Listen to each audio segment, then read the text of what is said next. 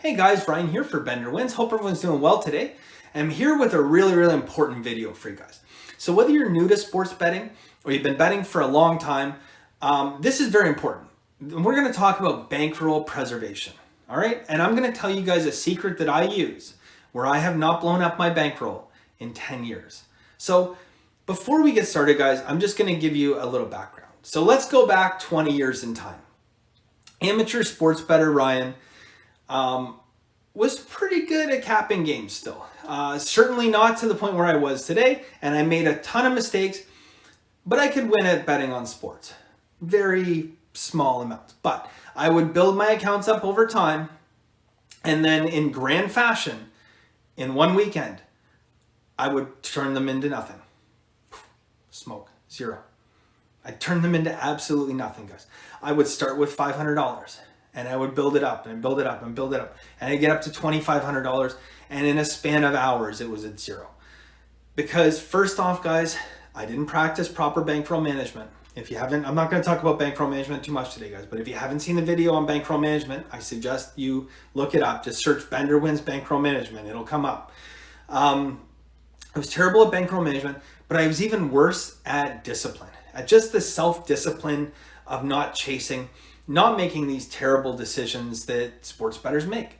So I want to let you guys in on a crazy little secret that changed my life, okay? And it, on the surface, guys, I'm going to tell you this and you're going to be like, that's stupid.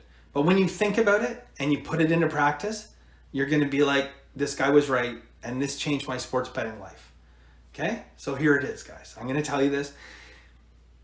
When you're done betting on sports for the day and all the games have ended, and you sit down and you go through all your bets for the day, I do one thing. I have a playlist on my phone called Sports Betting. I've had it on 3 different phones now, and every time when I get my phone, I create this playlist and I download these 2 songs. And there's 2 songs by The Who, Bob O'Reilly and Won't Get Fooled Again. And those 2 songs coincide with a winning day and a losing day. So if I've had a winning day, I listen to Bob O'Reilly. If I had a losing day, I listen to Won't Get Fooled Again, which is pretty fitting because I hope not to get fooled again by the sports books. While I'm listening to the songs, guys, I'm going through my picks for the day. It's very important.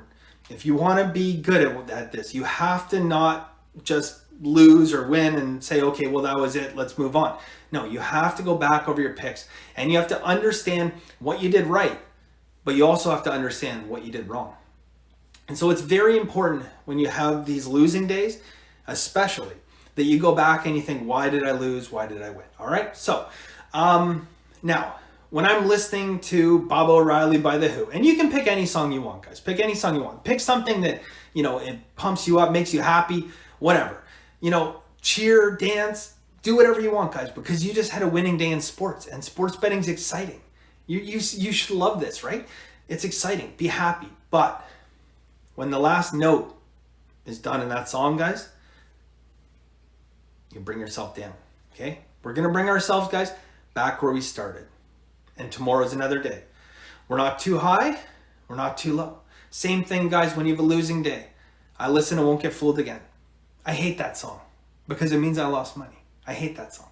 But I've listened to it hundreds and hundreds and hundreds of times. If not now, maybe thousands of times.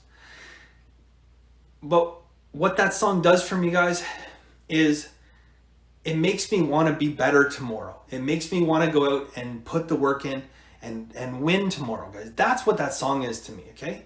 I used to hate it. I think now it probably motivates me. It says, you know what? I don't want to hear this song tomorrow. I want to hear the other song.